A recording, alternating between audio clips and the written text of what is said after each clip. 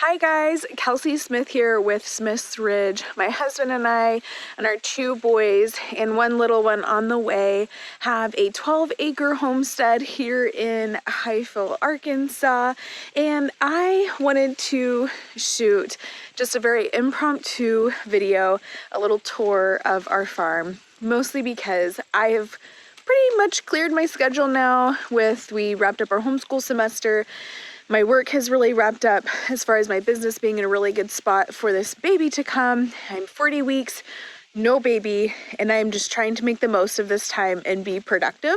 So I thought I would shoot a video to show you guys around. And I'm starting out kind of at the top of our hill. We have a really big hill driveway, a hillside driveway, I should say, quite rocky. I always warn people when they come out, especially our raw milk customers, you can kind of see it behind me here, and you see Huck back there too. So I think it's like 2/10 of a mile or something along those lines, maybe 3/10. But the reason I wanted to start down here is because of this spot behind me.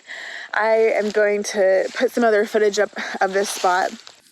This was a little wildflower area, and it was beautiful, and it bloomed for so long. You can see where the deer have been bedded down here.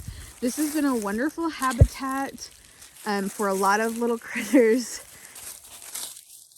and also just a wonderful bright spot with lots of flowers. I'm going to try to find some footage of when it was lively and in full bloom, maybe some pictures of some flowers I collected.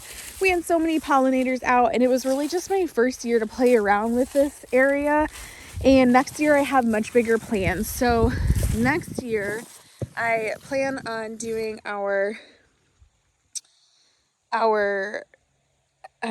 pumpkins and watermelon down here. And watermelon and pumpkins, they grow pretty easily in Northwest Arkansas. Yes, it won't be fenced, so we will be a little bit susceptible, or very susceptible, you can see the wood line here, to deer and raccoons coming and getting into the pumpkins and the watermelon. But I'm going to do watermelon, pumpkins, wildflowers all down here on this hillside. It does get a good amount of sun for where it's at, and main thing is the watermelon and pumpkins take up a way too much room in my garden.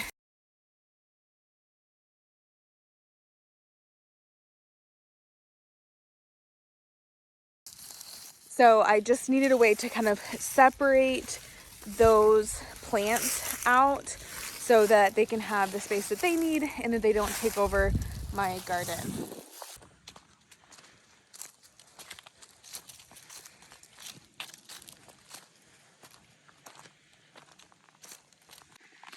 Headed up this steep hill here. Maybe this will kick this baby into gear and I'll go into labor soon. That would be ideal, but I've been walking every day and this baby is just comfortable. So here we are. Thought I would show you kind of going up our hill here, this view. I'm sorry for the video quality. This is just what we have right now to shoot videos. If the channel starts to grow and gain some traction, then we will invest in some equipment. I'd love to do more like day in the life type videos, as well as some like showing you our farm chores and kind of how we do things. You can see we've topped the hill here. It is November 14th, and here in the Ozarks, most of our tree leaves have fallen. This was beautiful, beautiful about 3 weeks ago, full of color. This is just the top of our hill. From the bottom, from the roadside, you cannot tell that there's a house up here. But when you get to the top of the hill, we do in fact have a home.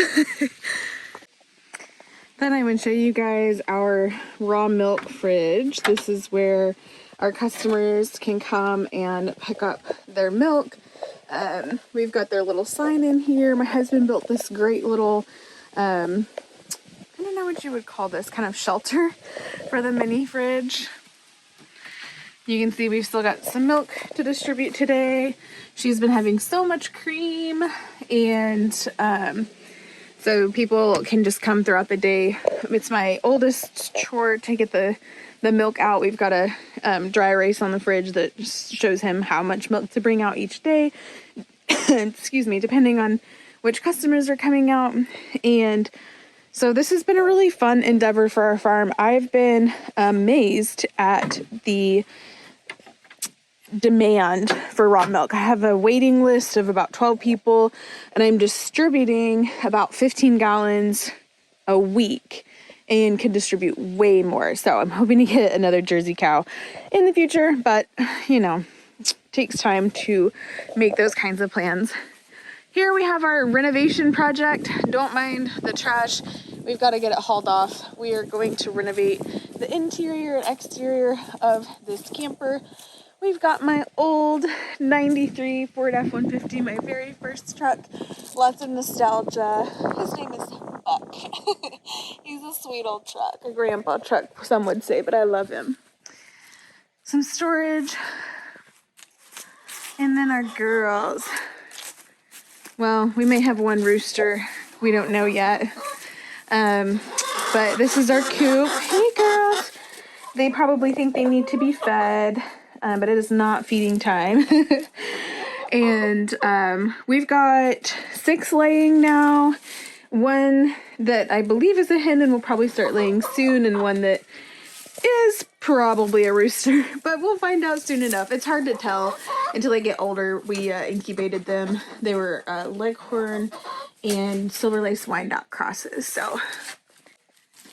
On this side, I really hate to show this. I'm going to try to find some pictures and videos of my garden. This garden is going to be way bigger next year, but due to just life and, yeah, really just life, I have not been in here to retire the garden. I've put the chickens out here a couple of times, and the chickens come and scratch and kind of pull things up, but I really need to just totally get it retired and taken kind of down, and we need to put a bunch of leaves on here while we've got leaves and get it mulched, but it just is what it is. for now. Our grapevine is luscious and wonderful. Next year I'm going to do an arch for it. We have big plans for the garden. It'll extend into this pen next year. It'll come all the way probably to this corner over here you can see, and then reach to this fence here. All right, back here we have our back patio. I come out this back door each morning and grab my milk wagon. Also, like I said, this is a very impromptu video, so I don't have anything really specifically laid out for this, but we thought it'd be cool just to show you around our place. Marksley, my oldest son, is sitting up here scratching on Miss Beautiful, our dairy cow. Hey, sweet girl. She's such a good girl. She's the star in several of our videos. So let's keep going this way just a little bit.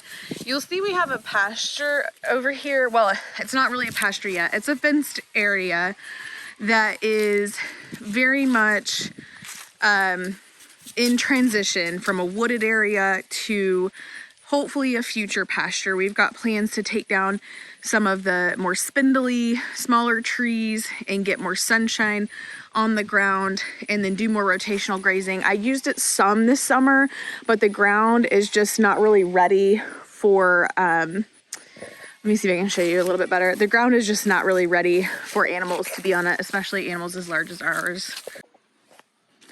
All right, we'll go through this little fenced area.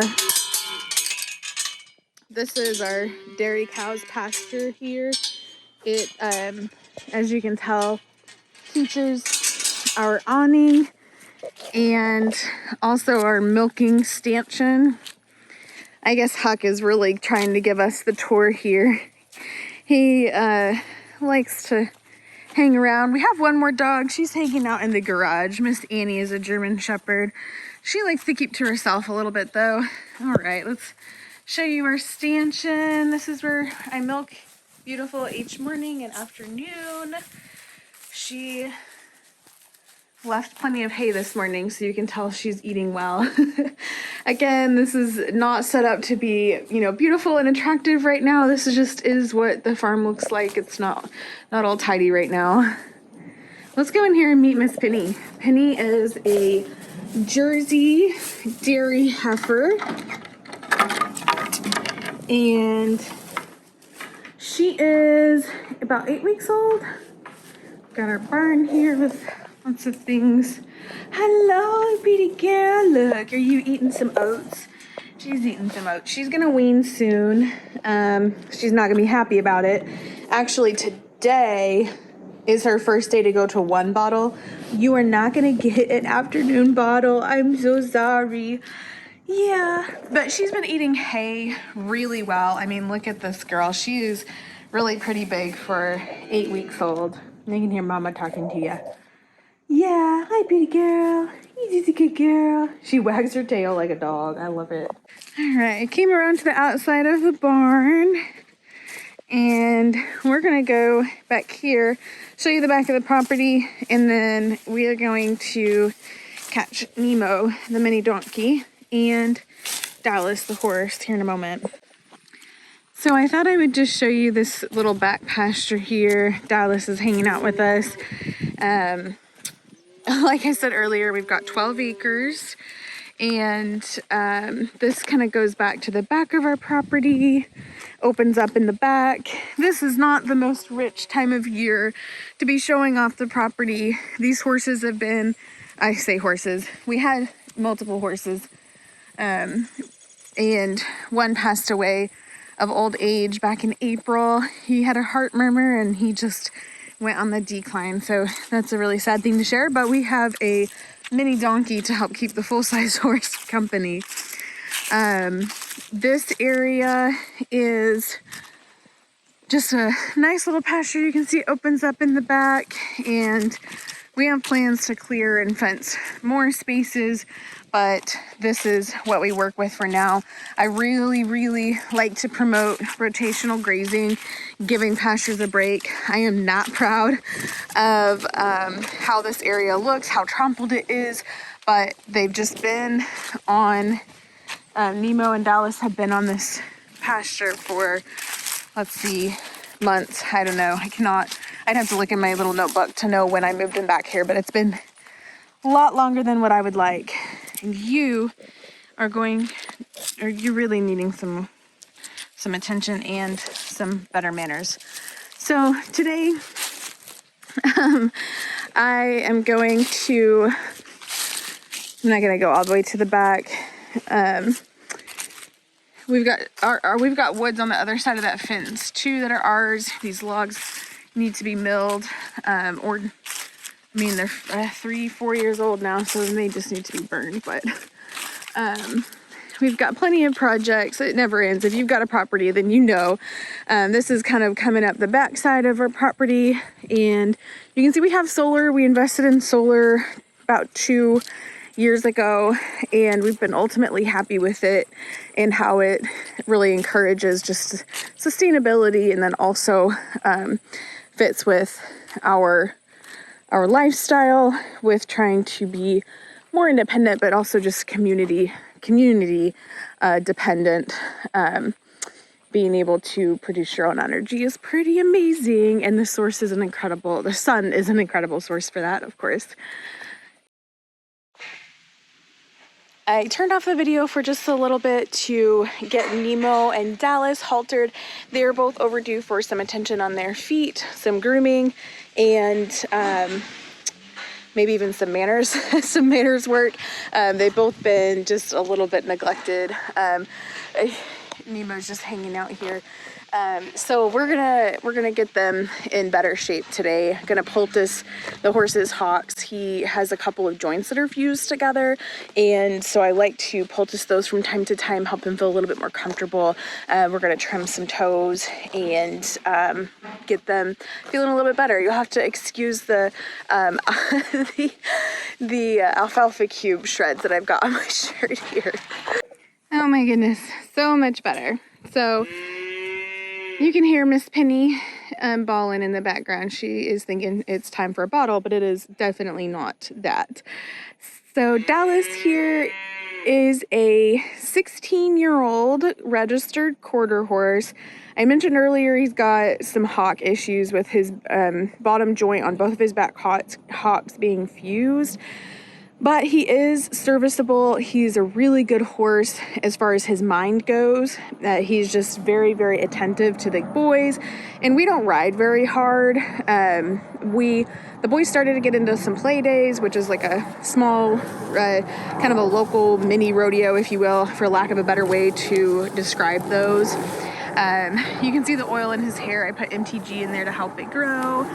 And this has been a great horse. He's a really good kid horse, and we're proud to have him here. Although my kids aren't just real into horses right now, so he might not stick around for much longer. I guess we'll see.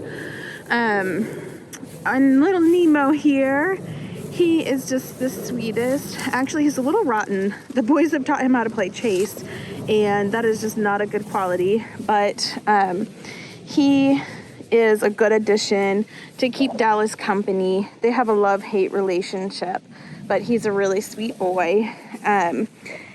Here in just a moment, I'm going to just clean feet and then put some Life Data hoof clay in Dallas's feet.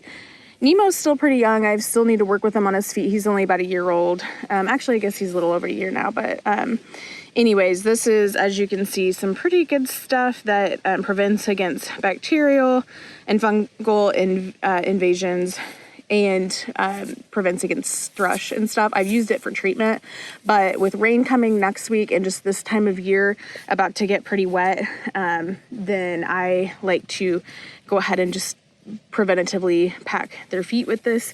And then I also do the poultice. I really like to purchase things locally from local suppliers if I can, as much as possible. So our local farmer feed store, but this stuff is probably also available on Amazon. I'll try to link it below. I'll find it and link it as well.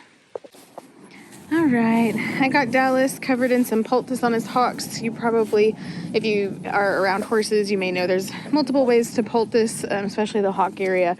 But for this application and for the activity level of our old guy here, I just smear it all on there and pretty much call it good. This red edge will kind of come off naturally. Something I didn't mention with him with this hock issue is that I did not know he had it when I bought him. I am pretty confident, though the previous owner denies it, I am pretty confident that his hocks were injected when I rode him. He was great. About 2 months after buying him, he was really, really sound, working really well, and then started having issues out of nowhere. And needless to say, I have been really thankful up until that point, till we got this guy, to always have really good luck with horse people, just being really honest about issues with horses. And I guess just the day and age, you can't really trust it. You should get your horse vet checked if you plan on buying one. I definitely, man, just kind of kicking myself for that. He still ended up being a really good horse because of his mind, but with the ailment and what I spent on x-rays and everything else to figure out what was going on. Actually, I tried a lot of other stuff before I went that route. We tried chiropractic and body work, and I mean months and months of this, and then finally decided to opt for x-rays, and then found the hock fused hock issue. So anyways,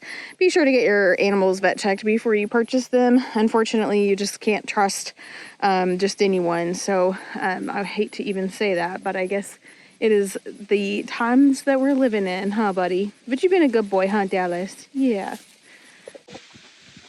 I hope you enjoyed this little tour video. If you did, be sure to give it a thumbs up and also subscribe to our channel. I would really appreciate it.